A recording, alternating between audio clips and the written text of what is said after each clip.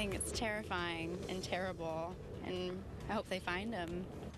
Right now at 5:30, two separate scares on ASU's campus have students on alert this evening. Good evening, everybody. I'm Lindsay Reiser. ASU police are now on the hunt for 5 suspects in these 2 cases. They say early this morning, 4 men assaulted and robbed a student at gunpoint. And in a separate incident, another man exposed himself to 2 students. CBS 5's Liana Enriquez and Jeff Van Sant are both on campus tonight. We begin with Liana. What can you tell us?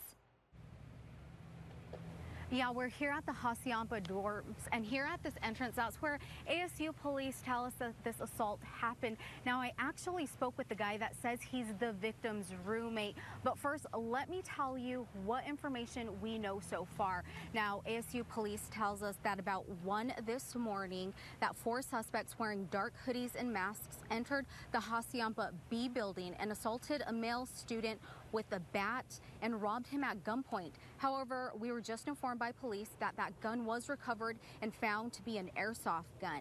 Now, they have identified one of those suspects as Orlando Higginbottom, but Orlando, as well as the 3 other suspects, are still on the loose.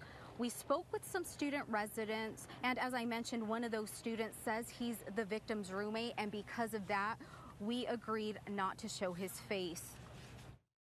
I walked in and there were cops outside my room, so it's just kind of surprised. Just scary, bad situation. Like you think it would never happen, but then it does, and it's just kind of like, whoa, like eye-opening. Now, the suspects are described as 4 African-American males in their 20s, ranging in height from 5'8" to 6'2". Now, we are told that the victim in this is going to be okay. ASU police tell us that he suffered non-life-threatening injuries, and they are calling this an isolated incident. But if you know anything, they are asking you to please contact ASU police.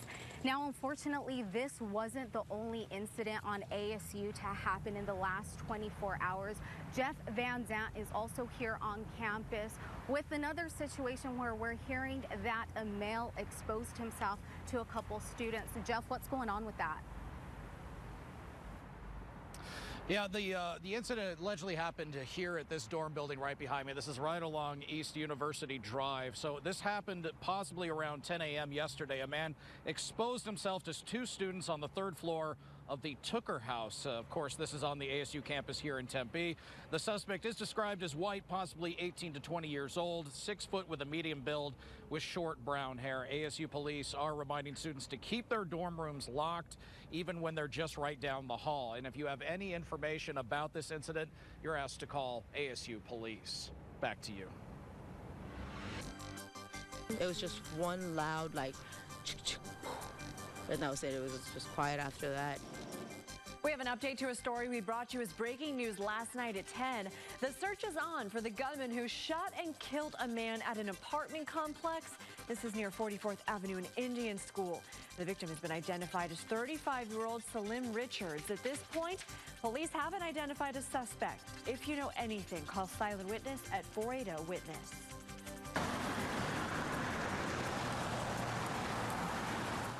Well, 2 police officers are recovering tonight after their police car was rear-ended.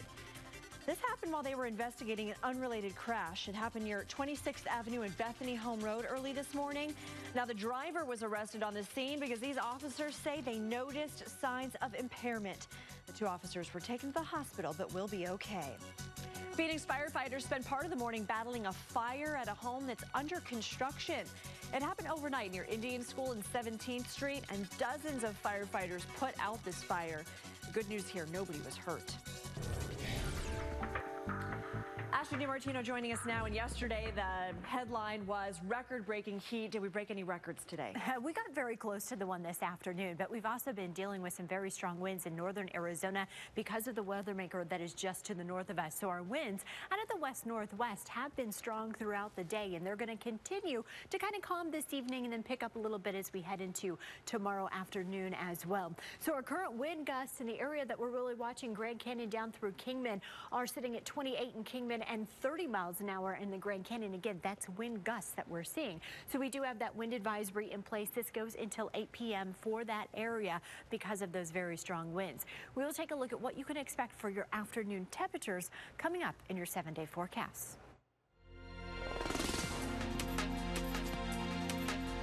Tracking tomorrow, the 84-year-old former priest who was arrested here in the Valley for murder will be back in a Texas courtroom.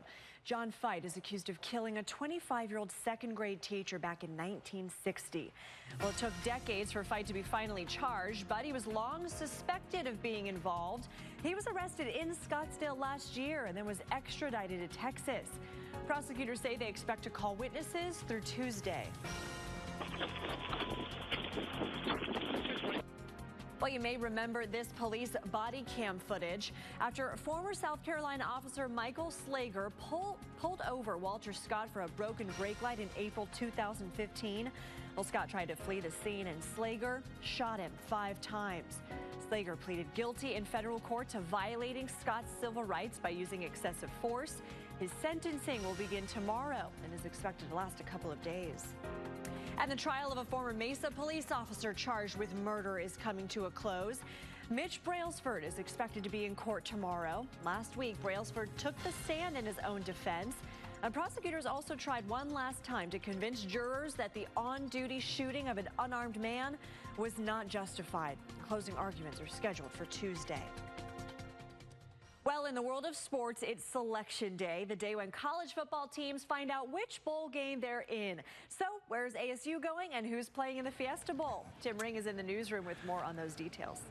Lindsay, I can tell you this. Fiesta Bowl officials may have had their hearts set on a different matchup, but in the end, they get a good old-fashioned Big Ten Pac-12 clash. Penn State and Washington will kick it off here at 2 o'clock on Saturday, December 30th in the 2017 Fiesta Bowl. It'll be the Huskies' first ever trip to the Fiesta Bowl, while the Nittany Lions will, believe it or not, make their 7th appearance. Whenever Penn State plays here, you have to harken back to their win over Miami in that '87 Fiesta Bowl. That's the game that forever gave the Fiesta Bowl a seat at the bowl game big boy table. We're excited. We have a matchup. There was a little bit of uncertainty, and as times have come, and we get to find out with the rest of the nation on ESPN which teams are coming, but it was exciting. All right, there you go. The Cactus Bowl on December 26th at Chase Field will pair UCLA and Kansas State. As expected, ASU off to the Sun Bowl to face North Carolina State. Much more from Mike Neely on the Fiesta Bowl matchup coming up in just a bit in sports. Lindsay? All right, Tim, thank you so much. Still to come, a demolition blast fails to bring down the Pontiac Silverdome in Detroit. Everybody's got jokes here. We'll tell you what some of them are.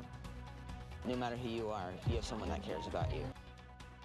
And walking for a cause. We'll show you how a mother and son team is spreading the message about early ovarian cancer detection.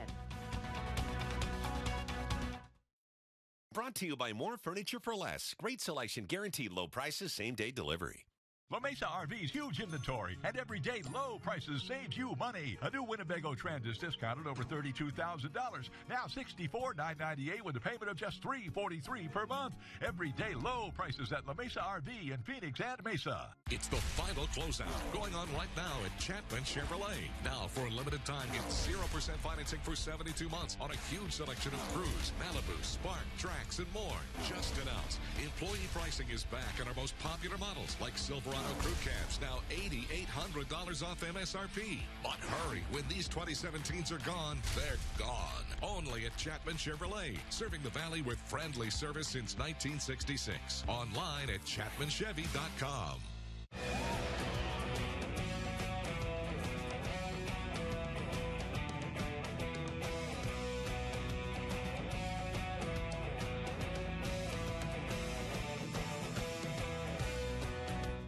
And what would you like for Christmas? I want new flooring installed before Christmas. No problem. Express Flooring will install your new flooring before Christmas, or it's free. What else can I get you? Huge saving and pay no interest. Express can fulfill your Christmas list with savings up to 68% and no interest until 2019.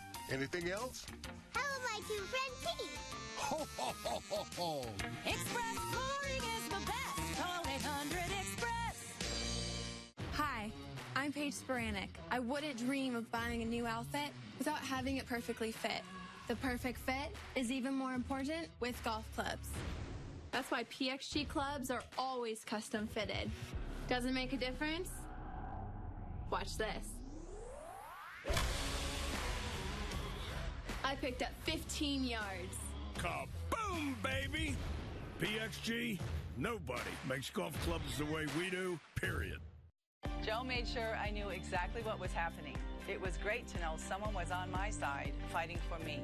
As a former insurance adjuster, I know what they're going to do before they do it, and I will fight for you. Call Accident Law Group now. Dial ** ALG. It's the Holiday RV Show. Over 600 discounted new and used RVs. A new Fleetwood Discovery motorhome, discounted over $115,000 to just $189,998. The Holiday RV Show, going on now at La Mesa RV in Mesa and Phoenix.